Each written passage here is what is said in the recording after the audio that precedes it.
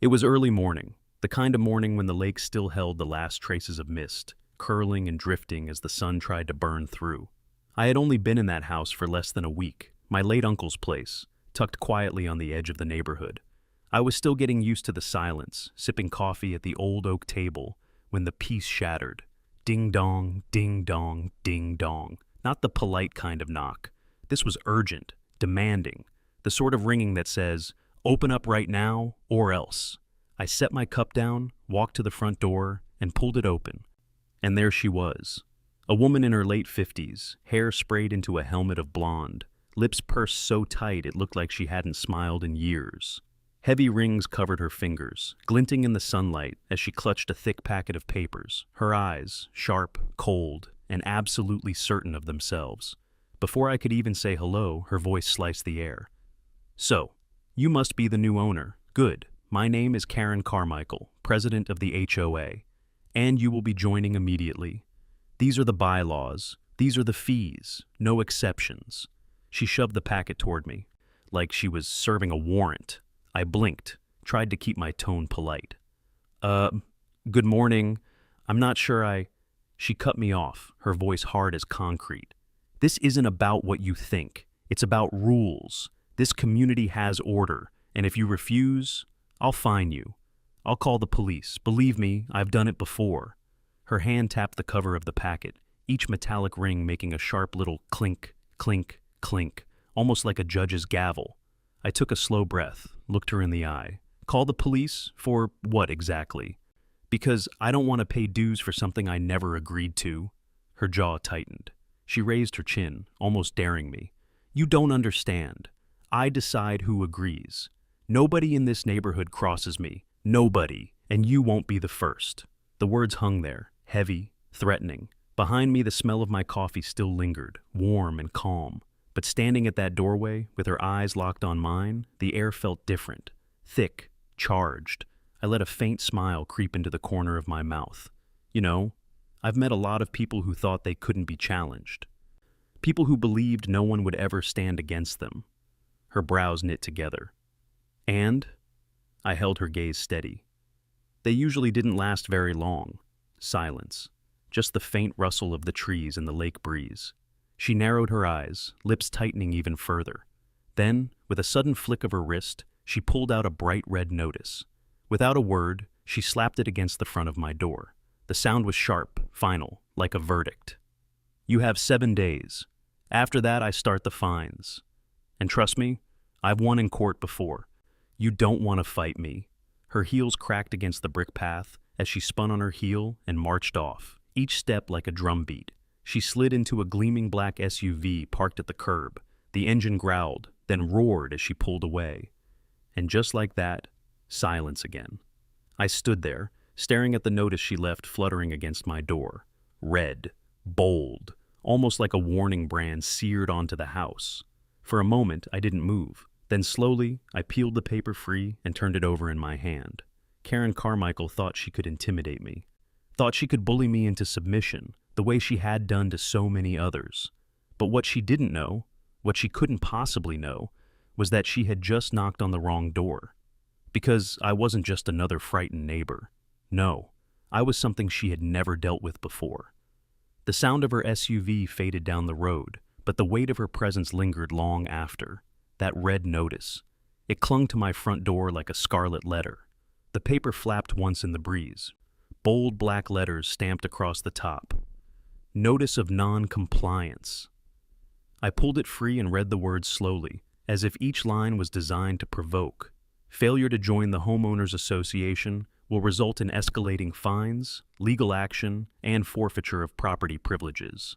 Forfeiture of property privileges. I let out a short laugh, not the amused kind, the kind that slips out when something is so absurd it almost becomes funny. Almost. I folded the notice neatly, slipped it inside the packet she had handed me, and laid it on the entryway table.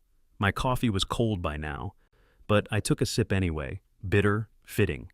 That afternoon, I stepped out to the backyard. The lake shimmered in the late sun, ducks cutting silent ripples across the surface. I thought maybe the air would clear my head. Instead, I wasn't alone. An older man, white hair, shoulders slightly stooped, stood by the fence line.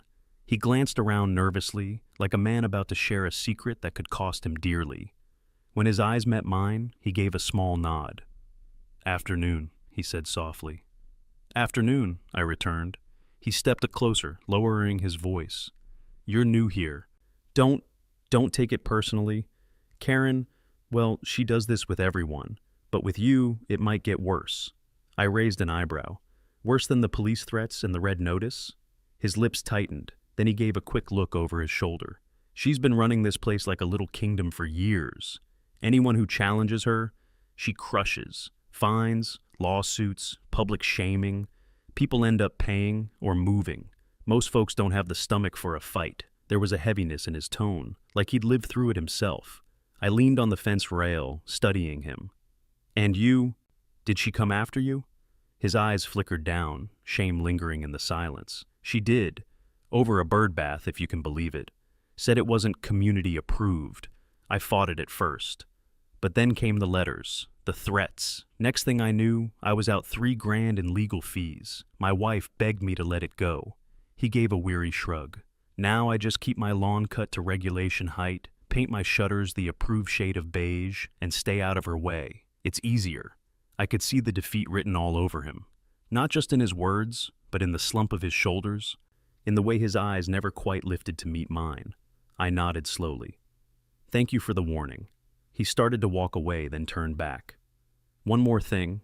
Karen always wins because people give up. If you stand against her, she'll come at you with everything."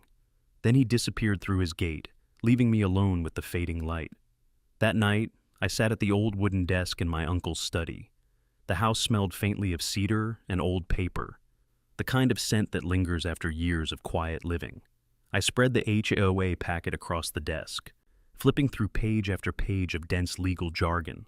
So many rules, so many restrictions, lawn length, fence color, trash bin placement, even the number of holiday lights you could hang. But then, halfway through, I spotted something, a single line, a footnote, almost invisible. "Applies only to properties within the Lakeside Estates HOA jurisdiction, as defined by recorded deed restrictions."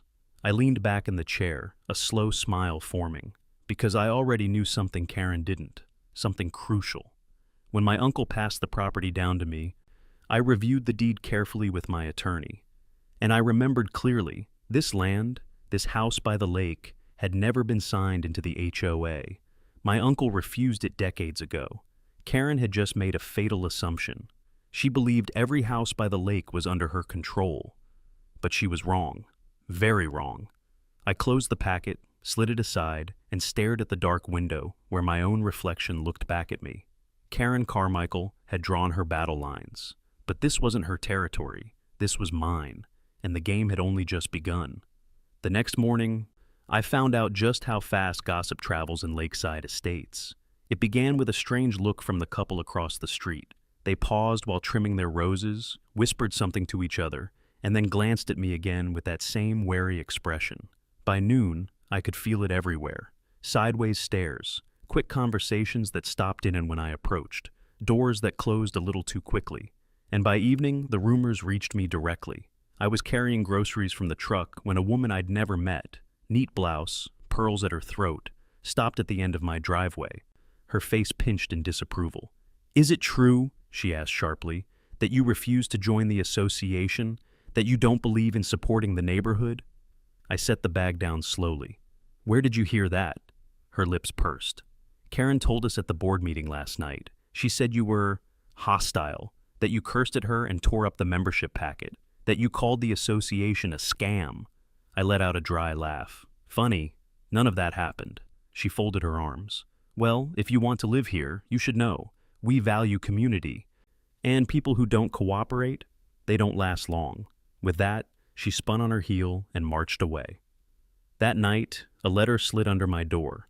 No stamp, no envelope, just bold type on HOA letterhead. Violation notice no. 1. Improper trash placement. Fine, $150. I stared at the page, then at my trash bins neatly tucked against the side of the house, exactly where they'd been since I moved in. The next morning, another letter appeared, Violation notice number 2. Lawn non-compliance. Fine. $200. The grass wasn't even high. I'd cut it 2 days ago. By the end of the week, I had 4 notices. Total fines, $875, and with each one, the language grew harsher. Immediate payment required, legal action pending, non-compliance will be reported to county authorities. It was laughable, really. But I knew the strategy. Karen was trying to bury me under paperwork, to scare me with numbers and threats. She'd done it to others before. My neighbor's warning replayed in my head. Anyone who challenges her, she crushes. Saturday afternoon, I caught her in the act. I was repairing the back gate when I noticed a flash of movement by the curb. Karen crouched low, snapping pictures of my driveway with her phone. I walked toward her, calm, steady. "Afternoon, Karen. Something I can help you with?" She didn't flinch, just kept clicking away, her bracelets jangling. "Documenting violations," she said briskly. "Your truck is parked too close to the sidewalk. That's another $100. I tilted my head. "The sidewalk ends 5 feet from my bumper. You know that." Her smile was cold. "The HOA determines what's compliant, not you." I stepped closer, lowering my voice so only she could hear. "Careful, Karen. You're making mistakes." For the first time, I saw her eyes flicker, just for a second. Then she straightened, chin high. "Mistakes? I don't make mistakes. I make rules. And you, sir, will either obey them or pay the price." She turned sharply, heels clicking against the pavement, and left me standing in the afternoon sun. That evening, I sat on the porch as the lake reflected the fading sky. Another fine notice lay unopened on the table beside me. Most people would be worried by now. Most people would start calculating how much they could pay, or how soon they might have to sell. But I wasn't most people. I'd seen intimidation before. I'd seen it in uniforms, in war zones, in the eyes of men who believed fear was the only weapon they needed. And I knew something Karen didn't, something that turned her threats into nothing more than noise. This house, this land, was beyond her reach, and sooner or later she was going to find that out the hard way. Sunday morning, the neighborhood was quiet, too quiet. I sat at the kitchen table, staring at the stack of violation notices spread out before me, each one bold, official, dripping with authority, and each one a lie. Most people would crumble under this weight. That was Karen's weapon. Paper, rumors, fear. And for most ordinary folks, it worked. They'd give in, sign a check, keep their heads down. But I wasn't ordinary.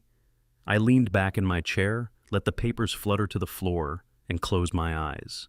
My mind drifted, not to this peaceful little lake community, but to a different place years ago. The desert. Heat that scorched your lungs. Nights so silent you could hear your own heartbeat echoing inside your helmet. And mornings when you woke up, never sure if you'd see nightfall. That's where I learned about fear, about how it controls people, about how to strip it of its power. Karen thought she was the first tyrant I'd ever seen. She had no idea. Later that day, I worked in the garage, tightening bolts on the old workbench my uncle had left behind. The smell of motor oil and cedar filled the air. It grounded me, reminded me of who I was before the army and who I became after. I remembered my drill sergeant's words. "Son, the enemy's not always holding a rifle. Sometimes it's the one hiding behind paperwork. Sometimes it's the one smiling in your face while cutting you down from the shadows. You learn to spot that kind of enemy, and you don't flinch." I didn't flinch then, and I sure wasn't about to start now. That afternoon, the same gray-haired neighbor, the one who had warned me about Karen, walked by again. He slowed, glancing at my driveway, then at me. "You get those fines already?" he asked quietly. I nodded. "4 so far. Probably more tomorrow." He sighed, rubbing the back of his neck. "She does it to everyone. Started with me when I refused to cut down the oak tree in my yard. Said it didn't match the community image. Took me to court. Cost me thousands. I almost lost the house." I studied the man. His shoulders were slumped, his eyes tired. The weight of years living under Karen's thumb was written all over him. I stepped closer, lowering my voice. "Tell me something. Why hasn't anyone fought back? Really fought?" He gave a humorless laugh. "Because she's ruthless. She's got money, lawyers, connections, And the rest of the neighbors? They're scared. They'd rather bow than risk being crushed. I nodded slowly. His words only confirmed what I already knew. Well, I said, maybe it's time someone showed her she picked the wrong fight. The old man blinked at me, as if he wasn't sure whether to be hopeful or afraid. That night, I sat out on the porch, watching the lake catch the last light of the day. My coffee had long gone cold, but I held the mug anyway. Karen thought this was about fines, about rules, about her little fiefdom of control. But for me, this was becoming something else. A mission. I wasn't going to let her bully me. I wasn't going to let her crush the people around her. I'd faced worse than Karen Carmichael, and every time, I'd come out standing. My uncle had left me this house, this land, with one final piece of advice. Don't ever let anyone take what's yours.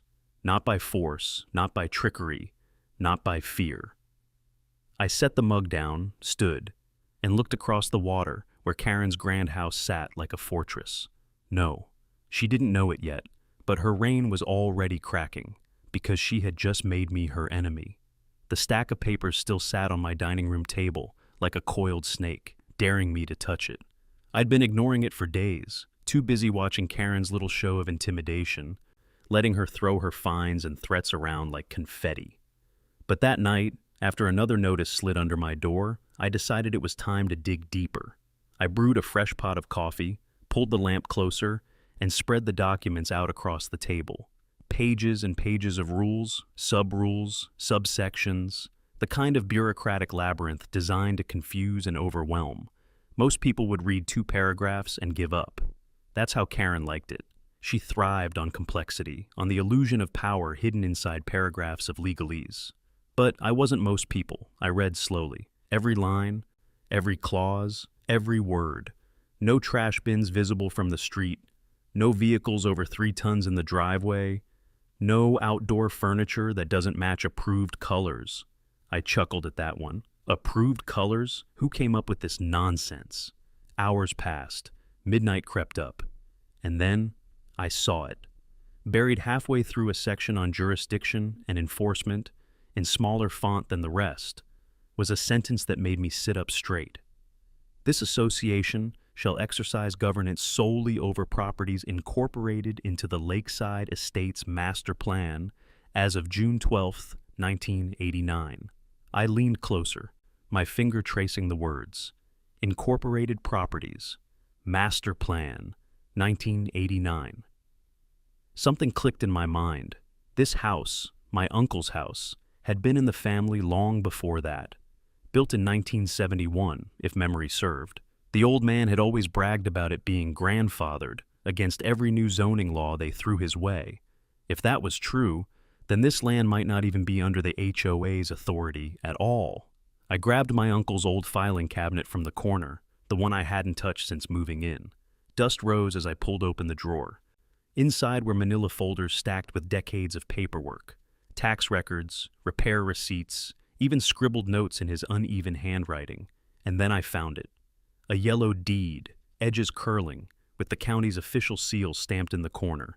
1971, parcel number 07244, recorded prior to Lakeside Estates Incorporation. My heart thumped once, heavy and certain. There it was. Proof. This house, this land, was never part of Karen's little kingdom. I sat back in my chair, a slow smile spreading across my face. All of Karen's threats, all her fines, all her posturing, worthless. She'd been barking up the wrong tree from day one, and she didn't even know it. That was the best part. Karen lived on power. She breathed it in, wore it like perfume, but her power wasn't real. It was smoke, mirrors, intimidation. And the second someone pulled back the curtain, her empire would collapse. I had the curtain cord in my hands now. The next morning, I took a walk around the neighborhood. People watched me like always, curious, suspicious, some even hostile after Karen's poison spread through their ears. I let them stare, because soon enough, they'd see her for what she really was. One man, younger, maybe mid-40s, waved me over discreetly. He leaned against his mailbox, lowering his voice. Word is, she's piling fines on you. Same thing happened to me last year. Nearly lost my house. I nodded. She's been busy, yeah. He shifted uncomfortably. Look, I don't know what you're planning, but if you fight her, just know you're not alone. Some of us have had enough. We just don't know how to stop her. I clapped him on the shoulder. Then maybe it's time you found out.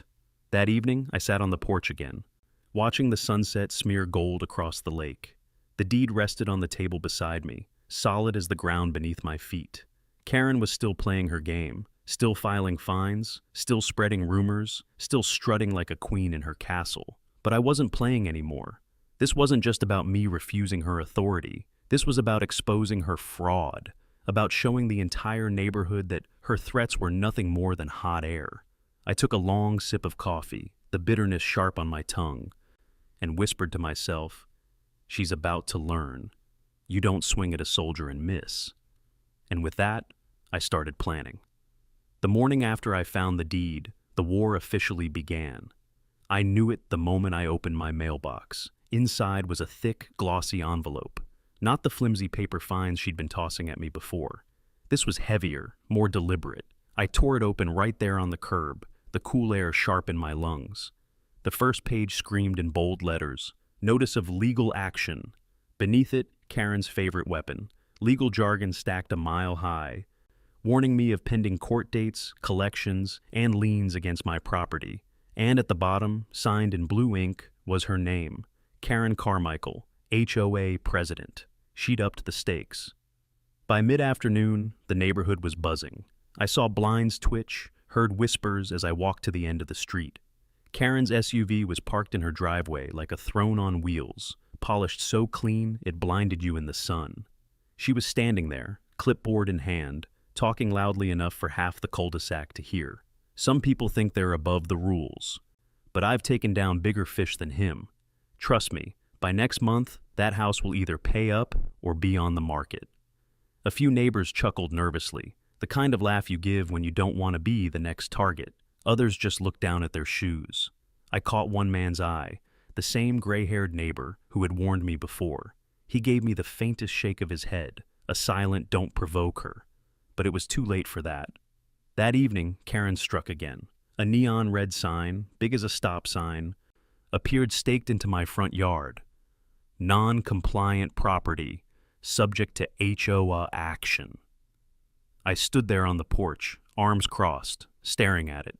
The audacity almost made me laugh. Almost. But when I saw a young couple walking their dog pause, whisper, and hurry away from my house like it was contagious, something inside me burned hot. Karen wasn't just trying to find me. She was trying to isolate me, break me, turn me into a public warning for everyone else. Classic tyrant playbook. The next day, she doubled down yet again. Another letter, this time delivered by courier. More threats. More warnings, and a new line at the end. Failure to comply within 7 days will result in immediate lien and foreclosure proceedings. Foreclosure. That was her checkmate move. I leaned back in my chair, the letter dangling from my fingers. Most people would panic, sell fast, flee before the hammer dropped. But me? I almost smiled, because Karen still had no idea. No idea that my land wasn't hers to govern. No idea that every ounce of her firepower was being wasted on the wrong battlefield. And soon, she was going to find out in the most public way possible. That evening, I walked down the street deliberately, slow, purposeful. I could feel eyes on me from porches, from windows, from behind curtains. Karen herself stood at her driveway again, chatting with her circle of loyal followers. She spotted me, her lips curling into a smile that didn't reach her eyes. "Well, if it isn't our non-compliant neighbor," she called out, "come to finally admit your mistake?" I stopped halfway down the street. My voice carried just enough to reach her and everyone listening. "No mistake here, Karen, but I think you might have made one." A hush fell, her eyes narrowed. "And what's that supposed to mean?" I didn't answer, just smiled, turned, and walked back to my house.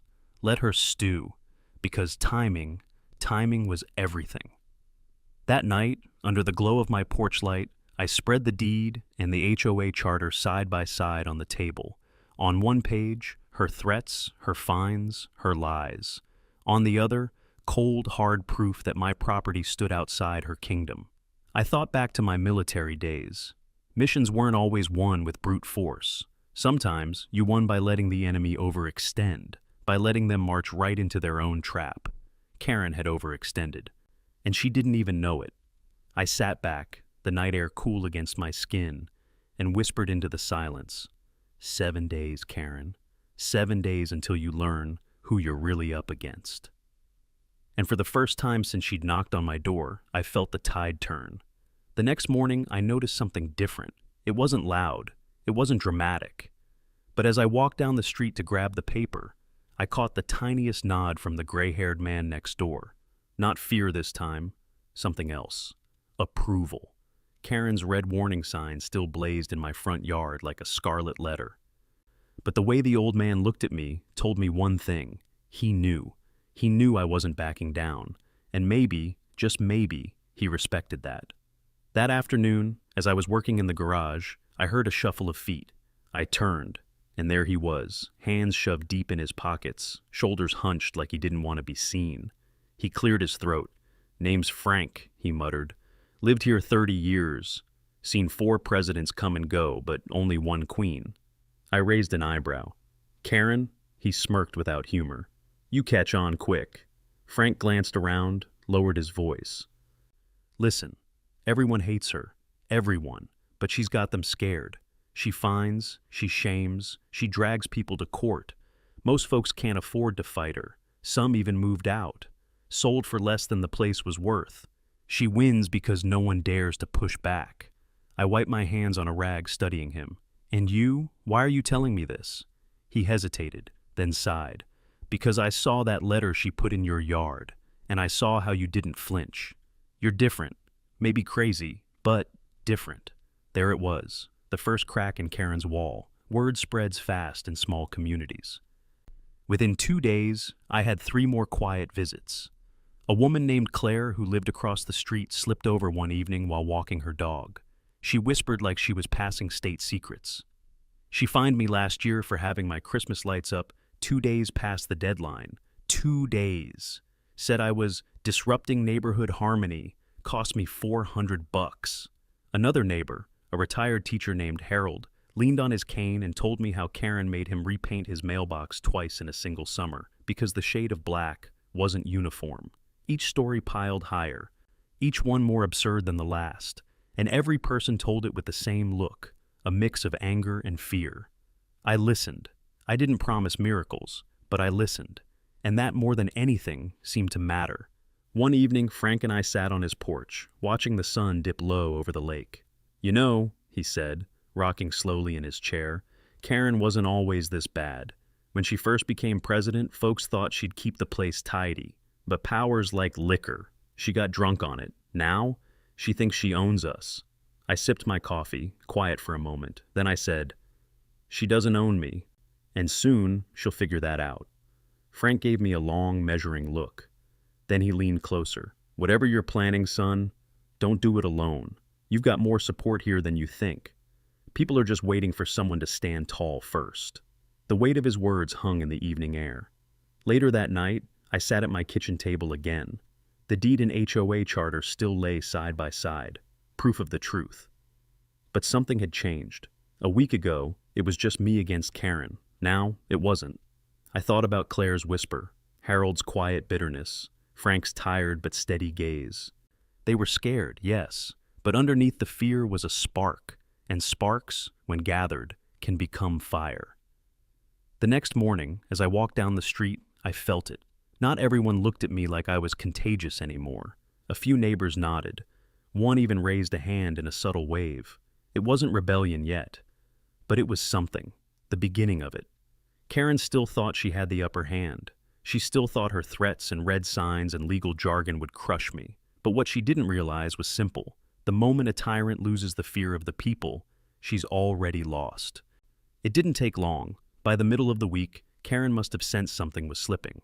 Maybe it was the way neighbors no longer looked at the ground when she drove past. Maybe it was the fact that my red warning notice was still nailed to the post, and I hadn't caved. Whatever it was, she struck back, hard. It started with a letter, not just any letter. This one came in an embossed envelope, thick cream paper, heavy with pretension. Inside was a notice from a law firm. "Failure to comply with community bylaws," it read. Accrued fines, 3,000. Immediate payment required to avoid further legal action. I read it twice, then I laughed. $3,750. For what? My grass was trimmed, my trash bins pulled in on time. The violations listed were absurd.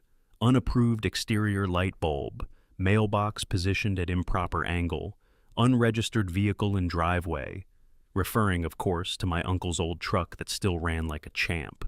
Karen was swinging the full weight of her influence now, trying to drown me in paper. But here's the thing about paperwork. I'd seen worse. In the Army, bureaucrats tried to bury you in it. Lose a form, misfile a report, forget a signature. Suddenly your whole unit was at risk. I'd learned to read through the lines, to spot the weaknesses. And this letter? It was smoke and mirrors. 2 days later, she turned up the heat again. I was drinking coffee on the porch when I heard the crunch of tires. A black SUV rolled up, not hers, but close. Out stepped 2 men in pressed suits, clipboards in hand. They didn't introduce themselves, didn't even make eye contact. They started snapping photos of my house, my yard, my truck. I set my mug down slowly, walked out to the driveway. "Can I help you, gentlemen?" One of them finally glanced at me. "HOA compliance inspection." "Funny," I said, crossing my arms, "because as far as I know, my property isn't under HOA jurisdiction." The man didn't reply, just kept clicking his camera. I stepped closer, lowering my voice. "You boys might want to check your records before trespassing on private property." That got his attention. He hesitated, then muttered something about reporting back to the board, and they left. Board, Karen's board, her loyal circle.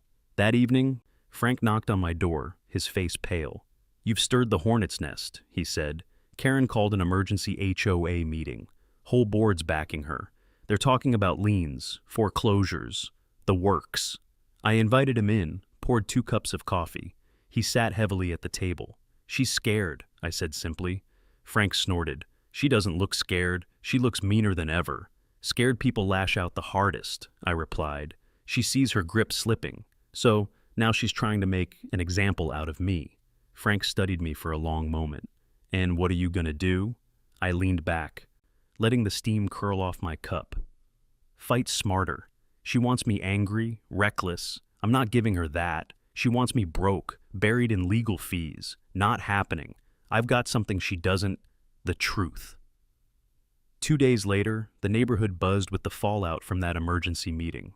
Flyers were slipped under doors. Karen's propaganda, filled with bold claims, protecting community standards, keeping property values strong, removing non-compliant elements. Everyone knew those elements meant me, but the funny thing, instead of isolating me, it had the opposite effect. Claire stopped by with fresh cookies, quietly slipping me a thumb drive. "Recordings," she whispered. "Karen's phone calls at the last board meeting. She doesn't know I was on mute." Harold, the retired teacher, handed me a folder. "Copies of my fines, every single one. Use them." Even neighbors I hadn't spoken to before started giving me nods, murmured words of encouragement. Karen had meant to scare them into silence. Instead, she'd pushed them closer to me. That night, as I sat at my desk, surrounded by papers, letters, and whispered evidence, I felt it. The tide was turning. Karen had power, she had money, she had lawyers, but what she didn't have anymore was unquestioned fear. And once fear cracks, control shatters. The showdown didn't happen in secret. Karen made sure of that. She scheduled a special compliance hearing for me, in the community clubhouse, of course. Flyers went out. Neighbors were encouraged to attend. It was clear what she wanted, a public spectacle. She'd drag me up, humiliate me, and crush whatever defiance lingered in the neighborhood. By the time I arrived that Saturday afternoon, the parking lot was full. Folks I'd only seen walking dogs or jogging now sat shoulder to shoulder on folding chairs, their faces tense, waiting. At the front of the room, under a banner that read, "Lakeside Estates Homeowners Association, Preserving Our Standards," sat Karen and her board. She was in her element, a tailored suit, pearls gleaming, smile sharp as a blade. "Well, well," she said as I walked in, "our guest of honor has arrived." Laughter rippled from the board members, but the neighbors, they were silent, watching. Karen launched into her performance. Ladies and gentlemen, she began, holding up a thick folder, this homeowner has violated numerous bylaws.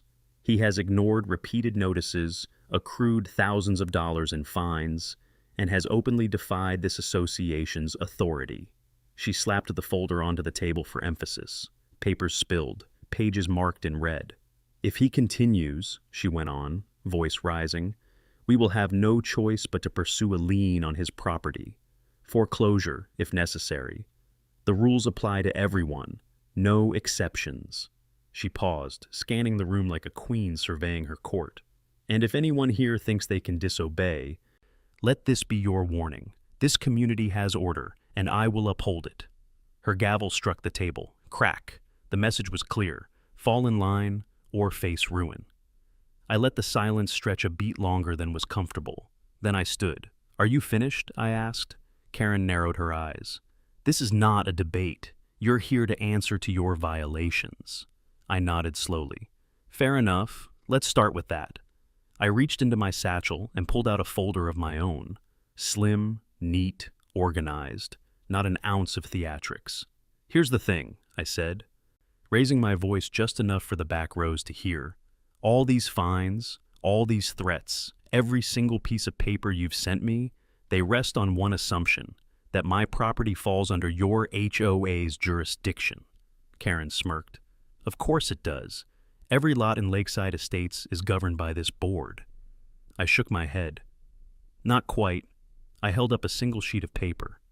This is the original deed to my property, dated before this HOA was even formed. This lot was excluded from your covenants. It's on record with the county, which means... I stepped forward, set the paper on the table in front of her. You have no authority here. None. A murmur swept the room. Karen's smile faltered, just slightly.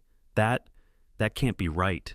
Your records are wrong, I cut in, and I have the legal documentation to prove it, but that's not the best part. I pulled out a second folder, thicker this time. You see, this isn't just about my house. Over the years, my family bought up several parcels in this area. Some sold, some rented. And wouldn't you know it, I flipped open the folder and spread several documents across the table. Leases, titles, deeds. One of those parcels just happens to be the home you live in, Karen. The room went dead silent. Karen blinked, lips parting. What are you talking about? I looked her straight in the eye. I'm talking about the fact that you don't own the house you live in. You rent it. And the deed holder, the landlord, I tapped at the paper, is me. The clubhouse erupted. Gasps, whispers, chairs scraping against the floor. People craned their necks, murmuring, some even laughing in disbelief. Karen shot up from her seat, face blotched red. Lies. Absolute lies. I bought my home years ago. I shook my head calmly. No. You signed a long-term lease. My uncle held the deed until he passed. I inherited it. County records confirm it. You've been paying rent checks through a management company that reports directly to me. The board members shifted uneasily. One of them whispered something to another. I kept my voice level, clear, cutting through the chaos. So, let's lay it out plainly. You've spent weeks threatening me with fines, with eviction, with foreclosure. You've told everyone here that you control this community. But the truth is, you answer to me. I'm your landlord. The words hung in the air, heavy as stone. For the first time, Karen had no comeback.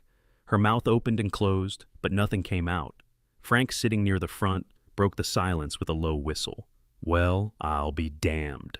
Someone in the back chuckled, then another, and soon the room was buzzing again. Only this time, the energy was different, lighter, charged. Neighbors who had shrunk under Karen's glare for years suddenly sat taller, whispering to each other, nodding toward me. The board members avoided her eyes. One of them even closed the folder she'd brought, as if ashamed to be holding it. Karen gripped the table edge, knuckles white, but the authority was gone. The mask had slipped. I leaned closer, just enough for only her to hear. You've ruled this place through fear, but fear only works as long as people believe in it. Today, that ends. Then I straightened, turned to the crowd, and raised my voice. This community deserves better. No one should live under threats and bogus fines. And now, you all know the truth. Karen has no power here, not over me, not over any of you. The room erupted again. but this time with applause, tentative at first, then stronger, until the sound filled the clubhouse. Karen stood frozen, her face pale, her eyes darting as if searching for an escape, but there was none. The queen had been dethroned. Applause. That was the sound that filled the clubhouse after I laid it all bare. Not the kind of polite clapping you hear at church socials, but real applause. The kind that starts hesitant, then builds as people realize they aren't alone. For years, these folks had lived under Karen's thumb. Now, with a few sheets of paper, that grip had cracked. Karen stood stiff at the front of the room, still clutching the edge of the table. Her pearls, once gleaming like trophies, looked cheap under the fluorescent lights. Her face flushed, then drained, like a storm cloud breaking apart. "Everyone, listen," she stammered, raising a trembling hand. "This man is lying. He's manipulating you. I've served this community faithfully for 20 years. I built this neighborhood into what it is." But the words no longer landed. The magic was gone. A man in the second row, a wiry fellow in a faded fishing cap, stood and cleared his throat. "With all due respect, Karen, you've fined me 3 times for leaving my kayak by the dock. My wife stopped planting her flowers because you didn't like the color. That's not service. That's bullying." Murmurs of agreement rippled through the room. Then a woman near the back, cradling a toddler on her hip, raised her voice. "You threatened to have us evicted over a swing set. A swing set! My kids cried for days when we had to take it down." The crowd erupted, not in applause this time, but in a chorus of grievances that had been bottled up for years. "You banned my truck. You told me my shutters were the wrong shade of blue. You threatened to sue over my Christmas lights." Each voice struck like a hammer, pounding nails into the coffin of Karen's authority. Karen slammed her gavel on the table. "Enough! Sit down! I am still president of this HOA, and I demand order." But no one sat down. Her gavel cracked against the wood again, a sharp report that once silenced rooms. Now it sounded desperate, pathetic, like a child clanging a toy. Frank leaned forward in his chair, arms crossed, a grin tugging at the corner of his mouth. For years he'd lived across from her, enduring her rules. Now he just shook his head, savoring every second. "You hear that, Karen?" he called out. "No one's listening anymore." Karen's eyes darted around the room, searching for allies. The board members, usually her lapdogs, were silent. One of them even set his pen down and folded his hands, avoiding her glare. "Bill," she hissed at him, "say something." Bill, a balding man with wire-rimmed glasses, cleared his throat. "Karen, if what he says is true, if he really owns the property you live on—" He hesitated, then glanced at me. "Then maybe we need to revisit how this board operates." It was the closest thing to betrayal she'd ever heard. Karen reeled back as if struck. "You spineless coward," she spat. "After everything I've done for you." But the venom in her voice only made things worse. The crowd leaned away, disgusted. Whatever power she had left was draining fast. I stayed quiet, letting the scene unravel. Sometimes the hardest blow isn't one you deliver. It's one the person deals to themselves when the truth strips them bare. Karen tried one last time. She straightened her blazer, lifted her chin, and forced a smile that looked more like a grimace. "None of this matters," she said, voice brittle. "You people need me. Without me, this community will fall apart. I've kept order here. I've kept standards high. Without me, you'll descend into chaos." Silence followed, but it wasn't agreement, it was disbelief. Finally, an elderly man in the front row spoke. His voice was steady, calm, but firm. "Karen, the only chaos we've had around here has been you. That did it." Karen's facade cracked completely. Her lips trembled, her eyes glistened, and for the first time she looked small. Not the queen of Lakeside Estates, not the enforcer with her stack of fines. Just a bitter woman, cornered and exposed. She snatched up her folder, scattering papers across the floor, and stormed toward the door. Her heels clicked furiously against the tile, each step less regal, more frantic. The door slammed behind her, and just like that, the reign of Karen Carmichael ended. The room sat in stunned silence for a long beat. Then, one by one, neighbors began to clap again. Not for me this time, but for themselves, for finally being free. Frank let out a booming laugh and slapped me on the back. "Son, I've been waiting 15 years to see that woman put in her place. Drinks are on me tonight." The woman with the toddler wiped a tear from her eye. Thank you. Thank you for standing up to her. I shook my head. Don't thank me. You all had it in you. I just showed you she wasn't invincible. That night, as I walked back to my house under the glow of the street lamps, I could still hear the echoes of their voices. Laughter, relief, hope. For years, Karen had convinced them they were powerless. But the truth was simple. She only had power because they believed she did. And now, that belief was gone. I paused at my porch, looking out over the lake, the water still and calm beneath the moonlight. Karen might not be finished. People like her rarely slink away quietly. But for the first time since I moved here, the neighborhood felt alive and free. For the next few days, the neighborhood buzzed like a hive that had just been cracked open. Folks walked a little taller, their voices carried further, and you could almost taste the relief in the air. Christmas lights that had been boxed away for years suddenly reappeared, twinkling across porches. Kids set up their bikes on the sidewalks again, their laughter echoing in places that had been silent too long. Even the old man with the fishing cap hung a fresh flag out front, something Karen had once fined him over because it clashed with the community aesthetic. It was as if the whole of Lakeside Estates had remembered what freedom felt like.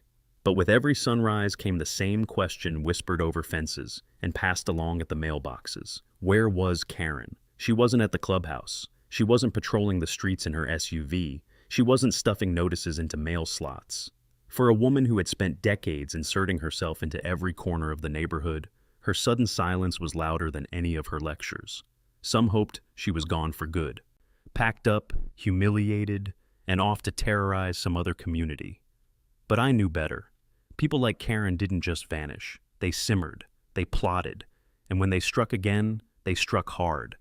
My suspicion proved right on a gray Thursday morning. I had just poured myself a cup of coffee when the sound of tires crunching up my driveway made me glance out the window. A black sedan rolled to a stop, and out stepped two men in suits, the kind of stiff-backed types you only see in courtrooms. Behind them, Karen emerged, not in her usual pearls and heels this time, but in a blazer 2 sizes too big, her face tight with forced composure. I opened the door before they could knock. "Morning," I said, keeping my tone even. "What can I do for you?"